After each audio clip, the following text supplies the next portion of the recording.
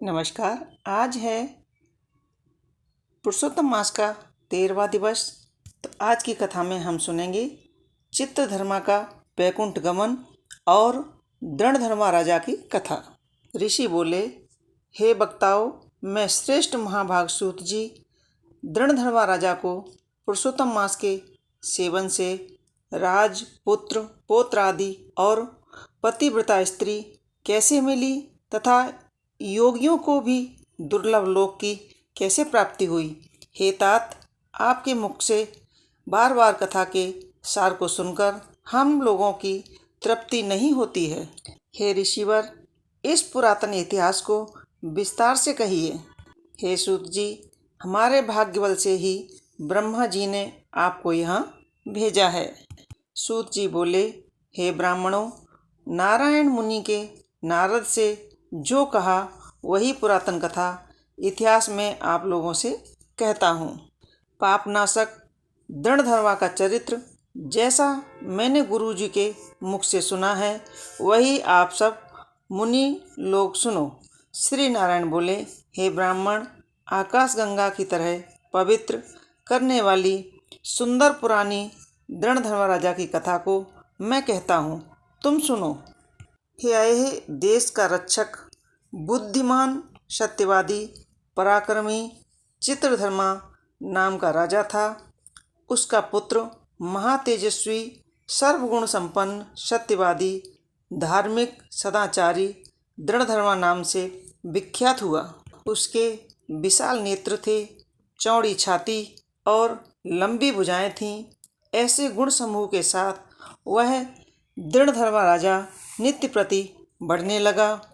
वह चतुर दृढ़धर्मा एक बार के सुनने से ही अध्ययन कर लेता था, मानो पूर्व से ही वेद पढ़े हुए हों ऐसा प्रकट हुआ था। चारों वेदों को पढ़ने के बाद गुरु को दक्षिणा दे और उसका विधिवत सम्मान कर वह बुद्धिमान राजकुमार गुरु की आज्ञा से अपने माता पिता के नगर को गया। नगर निवासी उसे देखकर बड़े आनंदित हुए और उसके पिता चित्रधर्मा भी अपने पुत्र को देखकर बहुत खुश हुए, क्योंकि धर्म को जानने वाले पुत्र युवराज प्रजापालक में समर्थ हो गए थे। इस संसार में इससे बढ़कर और कौन सुख हो सकता है।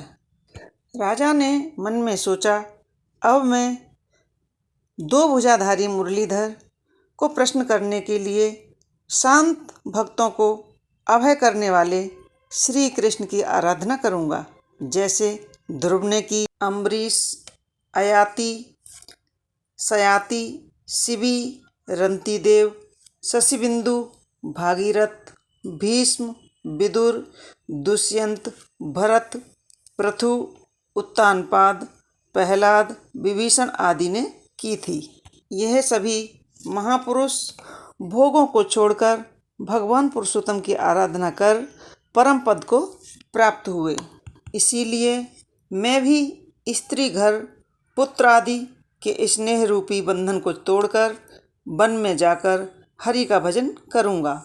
मन में ऐसा निश्चय करके चित्रधर्मा अपने पुत्र दृढ़धर्मा को राज्यपाट सौंपकर विरक्त हो पुनः ऋषि के आश्रम को चले गए, जहाँ सब कामनाओं का परित्याग कर निराहार रहे निरंतर श्री कृष्ण भगवान का स्मरण करते हुए तप करने लगे। बहुत समय तक तप करके वे अंत में भगवान के परम धाम को चले गए। जब दृढ़धर्मा ने अपने पिता की वैष्णवी गति को सुना तो चित्त में उनके वियोग का दुख हुआ, परंतु परम धाम की प्राप्ति से उन्हें हर्ष भी हुआ। इसके पश्चात विद्वानों के कथनानुसार पिता का शास्त्रीय विधि अनुसार सब कर्म किया। नीति शास्त्र में निपुण पुण्यात्मा राजा दृढ़धर्मा पुष्कर वर्तक नामक नगर में राज्य करने लगा। विदर्भ देश के राजा की अत्यति सुंदर कन्या दृढ़धर्मा की गुण सुंदरी नाम की सुशील स्त्री थी, जिससे सुंदर एवं चतुर 4 पुत्र हुए। सुलक्षणा, चारुमती नाम की एक पुत्री थी। ये सभी पुत्र शूरवीर थे, जिनके नाम चित्रवाहक, मणिमान और चित्रकुंडल थे, जो अपने अलग अलग नामों से प्रसिद्ध हुए। दृढ़धर्मा राजा भी अपने गुणों से प्रसिद्ध हुए। वह शांत, दृढ़ प्रतिज्ञ, रूपवान, गुणवान, शूर, श्रीमान, स्वभाव से सुंदर, अंग सहित वेदों को जानने वाले, सभा में प्रिय बोलने वाले, धनुर्विद्या में निपुण, काम, क्रोध, लोभ, मोह, मद, मत्स्य रूपी छह शत्रुओं के जीतने वाले, क्षमा में पृथ्वी की तरह, गंभीरता में सागर के समान, समता में ब्रह्मा के भांति, कृपा करने वालों में महादेव के समान, एक स्त्री व्रत धारण करने वाले से दूसरे राम के समान महाप्रक्रमी, श्रेष्ठ धर्मवान, मानो दूसरे है बंसी कार्तवीर के समान थे। श्री नारायण बोले, एक दिन उस राजा को सोते समय रात्रि में चिंता हुई। अहो, यह महान वैभव किस पुण्य के कारण हुआ है? न मैंने कोई तप किया, न दान किया, न कभी यज्ञ किया। इस अपने सौभाग्य का कारण किससे पूछूं? ऐसा सोचते विचारते सारी रात बीत गई। प्रातः ब्रह्म मुहूर्त में उठकर यथाविधि स्नान कर सूर्य को अर्घ्य दे तथा देवालय में देव पूजन करके ब्राह्मणों को दान देकर उन्हें नमस्कार कर घोड़े पे चढ़कर तत्काल शिकार खेलने वन को चला गया। वहाँ बहुत से मृग, सुअर, सिंह, नीलगाय आदि का शिकार किया। वन में राजा दंडधर्मा के बाण से घायल होकर एक मृग एक वन से भागता हुआ दूसरे वन को चला गया। तब राजा भी बाण ताने हुए उसके रक्त गिरे हुए मार्ग से उसके पीछे पीछे गया, किंतु मृग के कहीं छिप जाने से राजा उस वन में भटकता रहा। तब प्यास से व्याकुल होकर उसने एक सुंदर सरोवर को देखा। राजा ने वहां जाकर पानी पिया और उसके किनारे पर एक घनघोर छायादार बट वृक्ष की जटा से अपने घोड़े को बांधकर स्वयं वहीं पर बैठ गया।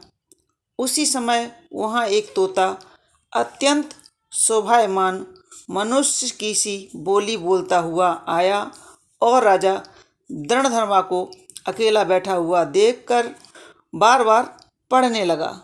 बार बार इस पद को सुनकर राजा आनंद को प्राप्त हुआ और मोहग्रस्त भी हुए।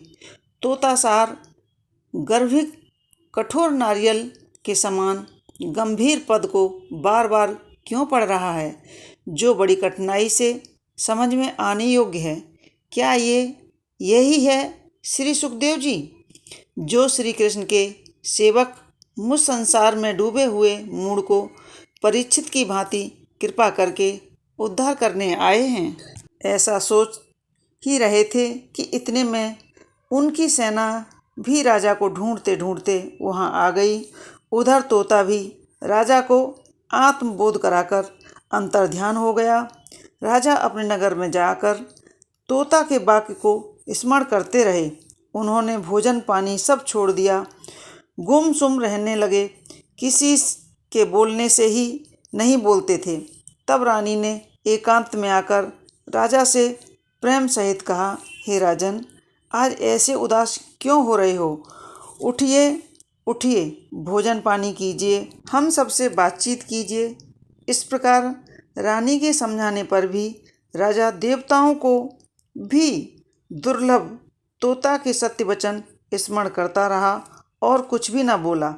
तब रानी दीर्घ श्वास लेकर अपने पति के मानसिक दुख से अत्यंत पीड़ित हुई और स्वामी की कठिन चिंता के कारण को नहीं जान सकी। ऐसी चिंता में राजा का बहुत समय व्यतीत हो गया, किंतु संदेह दूर करने को कोई उपाय दिखाई ही नहीं दिया। नारद जी बोले, हे मुनि, ऐसी चिंता करते हुए राजा दृढ़धनवा का क्या हुआ सो कहिए, क्योंकि विष्णु के पवित्र चरित्र को थोड़ा सा भी सुनने से पाप नाश हो जाते हैं। आगे की वीडियो में हम सुनेंगे वाल्मीकि जी द्वारा दृढ़धर्मा को पूर्व जन्म का वर्णन। तो आपको हमारी कथाएं कैसी लगती हैं हमें कमेंट्स बॉक्स में ज़रूर लिखें, और नए हैं तो चैनल सब्सक्राइब कर लें, बेल आइकॉन को दबा करके नोटिफिकेशन ऑन करें ताकि आने वाली कथाएं हम आपको इस तरह सुना सकें। आप आए, हमें बहुत अच्छा लगा। जय श्री हरि।